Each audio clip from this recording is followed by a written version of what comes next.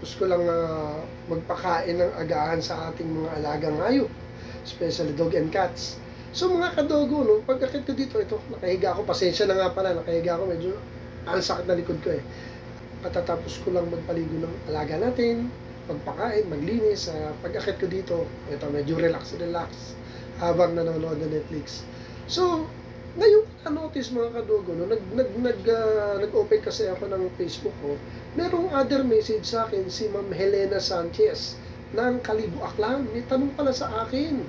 So ito, ginawan ko kagad ng content tong katanungan niya mga kadogo, kasi interested tong tanong niyan to. At siguro maraming makaka-relate dito. Ako, relate din ako dito eh, noon ha. Ang tanong kasi ni Ma'am Helena po sa atin, besides Ma'am Helena, shoutout kay Ma'am Helena, 16 years old tong tropa natin na to, from Kalibo Aklan.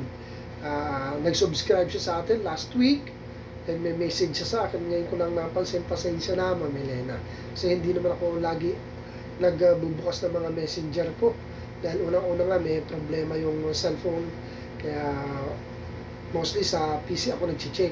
Kaya ito, ginawan ko kagad ng content, ipa-vlog natin kagad ang katanungan mo.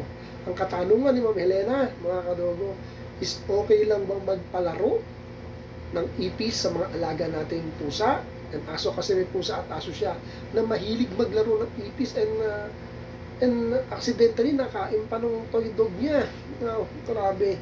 So yung toy dog niya ngayon is may sakit, hindi niya ma-identify kung saan nanggaling, pero ilang araw niyang nakikita na mahilig maglaro ng ipis, at nung nakaraan doon nakita niya nakain at konti na lang yung natira. After noon, mga ilang days, nagtatain na raw at ito wala raw ganang kumain. Ma'am Helena, ang payo ko po sa kanya is kung doubt siya, dali na kagad sa vet. Okay? Pero ang katanungan niya na kung safe ba magpalaro ng ipis sa mga alaga natin, even cat or dog, especially sa mga kittens, maliliit yan, and puppies, nako. Mga kadogo, ito ang kasagutan ko. Hindi safe magpalaro ng ipis sa mga alaga natin. Kasi ang ipis ang number 1 na carrier ng sickness from bacteria. Ano ba yan mga kadogo? Cholera. Deadly. Diarrhea. Deadly rin yan pag talagang napabayaan, di ba? And typhoid. Nako. Puro delikado po yung mga sakit na nabanggit kong yan, at marami pang sakit na nanggagaling sa bakterya. So, ang punto ko po dito is, yung ipis kasi number 1 carrier ng bakterya. Kahit sa tao, di ba? Magkakaroon ng sakit ang tao dahil dyan. Ano pa kaya itong mga alaga natin? Mas maliliit to at vulnerable talaga to sa sakit. So, mga kadugo, ang katanungan, ang kasagutan ko dyan is, X talaga, no, wag. Delikado. Okay? Ma'am Helena, delikado. Alam ko, nakakatuwa na minsan naglalaro sila, nangaharap sila, ipis, di ba? Dati rin, ganun yung mga alaga ko. Pero ngayon dito sa pamamayan namin, bawal po. I know, hindi natin maiwasan ang ipis, pero marami naman pong way para mawala ang ipis sa bahay. Unang-una po, kalinisan. Pangalawa, pwede po natin gamitan ng DIY, yung kanin, or kung ano man, bread or what, haluan ng baking soda. Okay? Pag kinain nila, mamamatay po ang mga ipis.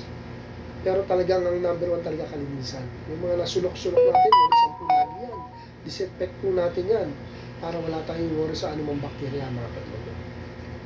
And ayun mga kadogo, kasi ang katanungan niya ni Ma'am Helena is kasi nagda-doubt siya dahil nagtae, nagkasakit, di na nga kumakain yung puppy niya. Kaya sabi ko sa kanya, ipabet na. Okay? Kinontent ko lang para sa mga kaalaman na lang po ng iba, yung sa experience ko, isi-share ko na hindi po talaga dapat pinalalaro ang ipis.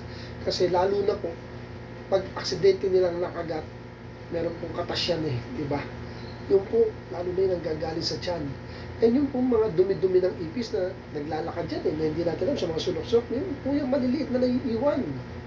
Okay, yung po pag yun, nadilaan o nakain ng aso natin, ng pusa, pasok na naman ang bakterya. And ang ipis, mga kadogo, ito tandaan niyo hindi lang nakukuha sa pagkain ang allergy ng mga alaga natin, especially ng dogs. Nakukuha rin yan sa mga insect, especially sa ipis. Number 1 source pala ang insect and ipis sa mga allergy. And may mga pollen yan na nalalanghap ng mga alaga natin na nagkukos ng allergy sa kanila. Kaya iwas tayo mga kadogo. Yun lang, iwas. Kalinisan at iwas. Okay? Huwag nating gawing biro ang magpalaro ng ipis. Lalo na kung papi yan, hindi lang naman kamay ang gagawin yan. Ganun eh. Pusa, gaganon-ganon lang yan eh. Pero talagang kinakagat pa rin nila. So yung kagat napupunta directly talaga sa saliva nila.